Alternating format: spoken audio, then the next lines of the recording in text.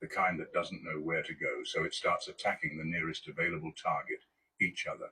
And slowly but surely, the same unity they used to come after you began collapsing under its own lies.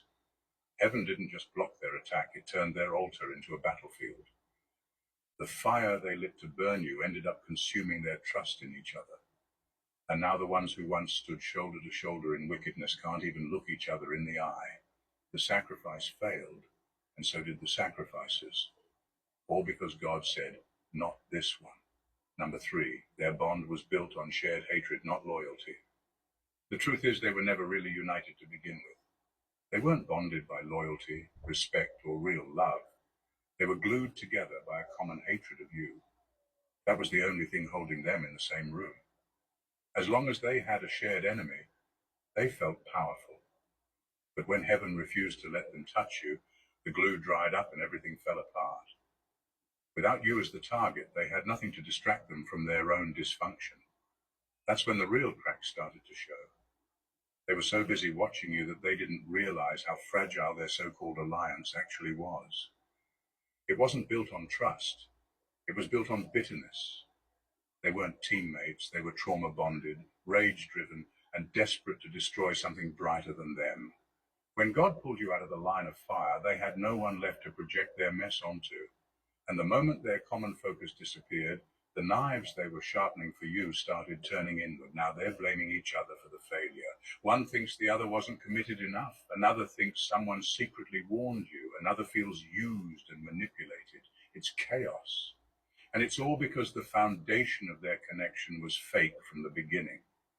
People who come together to tear someone down always end up tearing each other apart. That's the law. You weren't just protected. Your protection revealed the weakness in their so-called unity, and that's the irony. They never stood a chance, not just because God covered you, but because they were only ever strong when standing against someone else. They had no real bond, just a shared mission rooted in envy and offense. Once the mission failed, the mask slipped off.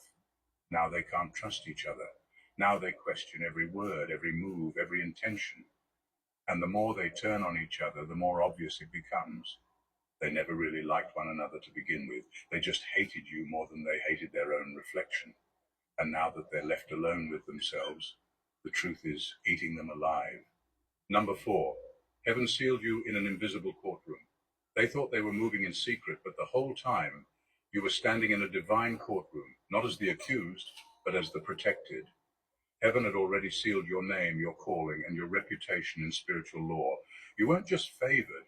You were filed, recorded, and witnessed by higher jurisdiction. Everything they did to you was being documented. Every lie, every setup, every attempt to sabotage you, logged, time-stamped, and waiting for judgment. You didn't even know it at the time, but while they were dragging your name through the mud, trying to pull you into chaos, they were actually dragging themselves into a trial they couldn't win. They were convinced they were in control. They thought their gossip would be the final verdict. They thought public opinion would be the judge. But none of them knew that heaven had already opened a case file and you were off limits by decree. What they violated wasn't just personal boundaries. They crossed into spiritual legal territory. And the moment they did that, the consequences kicked in. Not because you fought back, but because they breached a hedge God placed around you. That hedge wasn't there just to protect you. It was there as a warning. Do not touch, do not accuse, do not provoke. But they ignored every warning, and now they're the ones standing on trial, turning on each other as the evidence piles up. Their unity is breaking down because even they know something bigger than them is happening. Secrets are slipping, alliances are crumbling. The same people who whispered about you are now whispering about each other. They're all trying to escape the same courtroom they confidently dragged you into.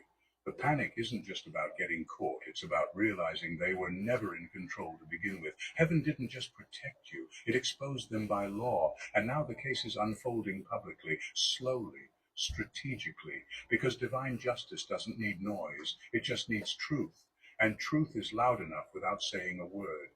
Number 5, the attack was authorized by ego, not God. They were so convinced they were justified, so sure that tearing you down was necessary. In their minds, they built a whole case against you, based on offense, jealousy, insecurity, and assumptions. They hyped each other up, rehearsed the lies, rehearsed the reactions, and moved like everything was going to fall perfectly into place. But the one thing they didn't bother to check, whether heaven had approved the hit, and heaven didn't, that's where they messed up. Because in the spiritual realm, you can't just come for someone God has marked without consequences. Just because your ego is hurt doesn't mean you've been appointed to attack. Just because you're offended doesn't mean you've been authorized to destroy. But they acted like judge, jury, and executioner, when in reality they were nothing more than angry spectators who got too bold and stepped into a role that wasn't theirs. They didn't just act without permission, they moved against God's decision. And when you come against what heaven has already sealed, you're not just fighting a person, you're fighting the will of God.